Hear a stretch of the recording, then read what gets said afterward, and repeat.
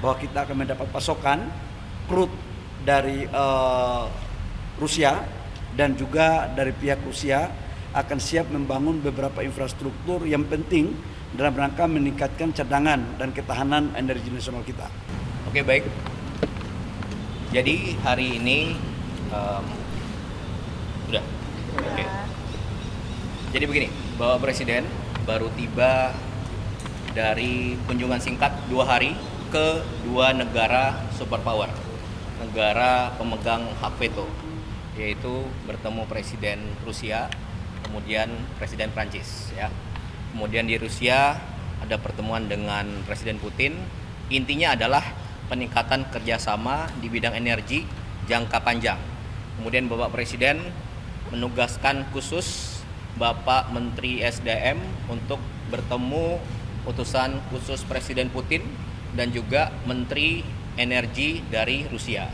Nah, kemudian kami bergerak ke Prancis, kemudian beliau melaksanakan rapat dengan utusan khusus Presiden Putin dan Menteri, dan hasilnya beliau laporan kepada Bapak Presiden baru saja. Ya, untuk detailnya Pak Menteri SDM yang akan menjelaskan.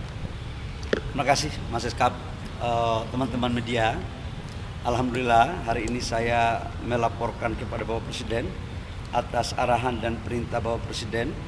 Kemarin kami di Rusia untuk menindaklanjuti kesepakatan antara pemimpin dari kedua negara, dalam hal ini Presiden Prabowo sama Presiden Putin, di mana hasil-hasil kesepakatan itu adalah menyangkut dengan kerjasama jangka panjang, khususnya di bidang energi. Kita tahu bahwa konsumsi daripada BBM kita satu hari itu 1,6 juta barel per day, dan lifting kita hanya kurang lebih sekitar 600 sampai 610 ribu barel per day. Kita masih impor kurang lebih sekitar 1 juta barel per day.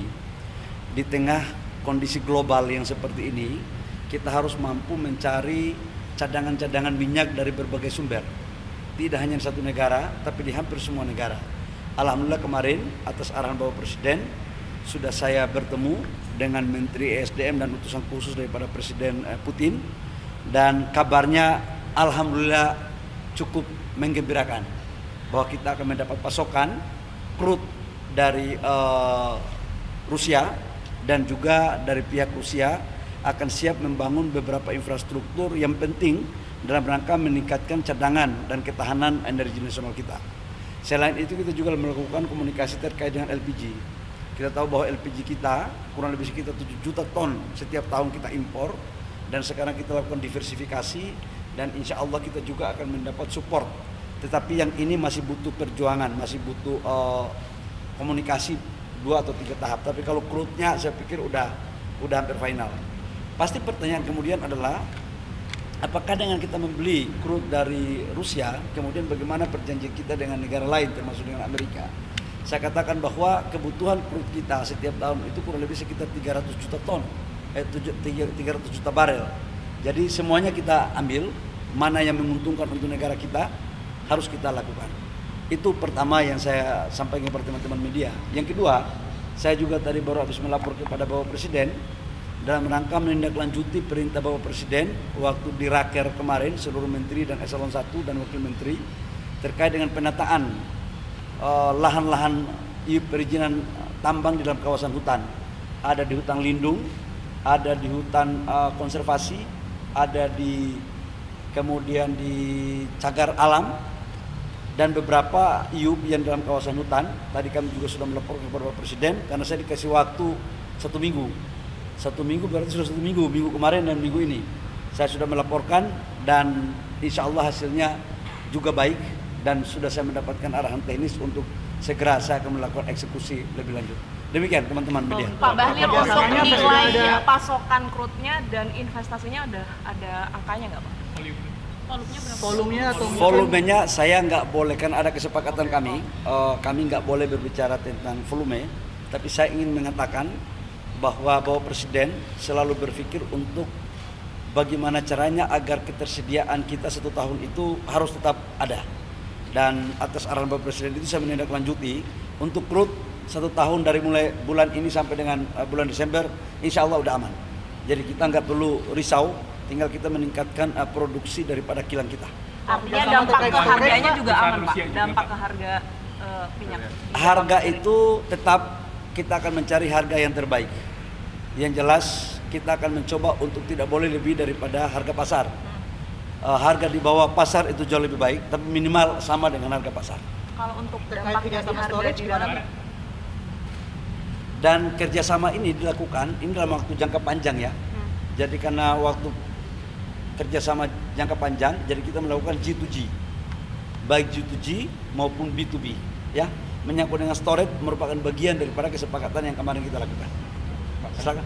Pak, kan selain crude sama LPG juga katanya dibahas dengan Rusia itu soal pembangunan kilang minyak di Indonesia. Apakah teknisnya seperti apa sih pembangunan kilang itu dan seberapa besar kilang yang akan dibangun?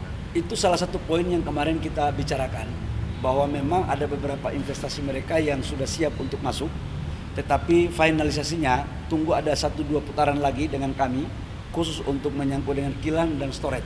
Nanti baru kami akan sampaikan. termasuk nilai investasinya belum ketahuan. Kalau beli itu kan trading biasa, tinggal volume dan harga pasar aja tergantung ICP dunia kan. Tapi kalau untuk investasi kilang dan storage itu masih dalam pembahasan, angka sedikit lagi selesai. Ya. Lokasi yang diproyeksikan untuk storage nanti di depan mau mana? dilanjut nggak? Yang kilang Apa? Tuban. Berbeda dengan kilang Tuban Pak. Ya kalau di Tuban itu kan banyak produk yang dihasilkan dan skalanya kan skala besar. Tapi kalau yang ini mungkin dalam skala yang tidak sebesar di Tuban. Ya baik teman-teman. Berapa lama Pak finalisasinya Pak? Kasih saya waktu untuk menyelesaikan. Ya. Ada berapa titik kedua? Berarti akan lobby ke Rusia lagi Pak, apa gimana nanti? Gimana? Apakah Lobbynya ada akan di Rusia pertemuan di atau Moskow Ya atau Jakarta nanti atau kita gimana, lihat Pak? lagi ya.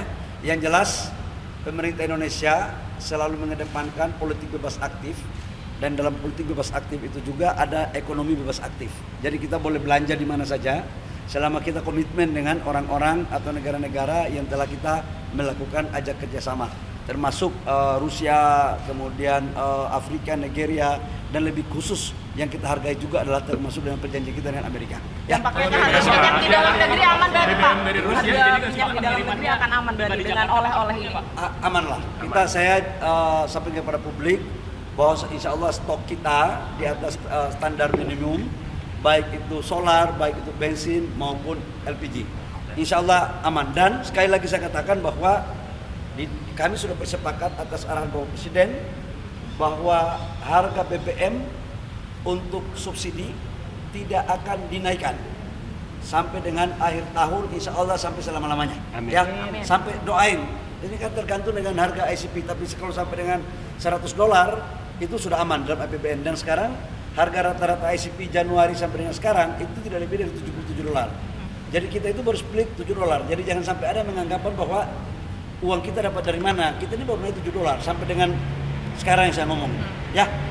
Makasih. Terima kasih teman-teman. Terima kasih Dinda. Terima kasih Pak.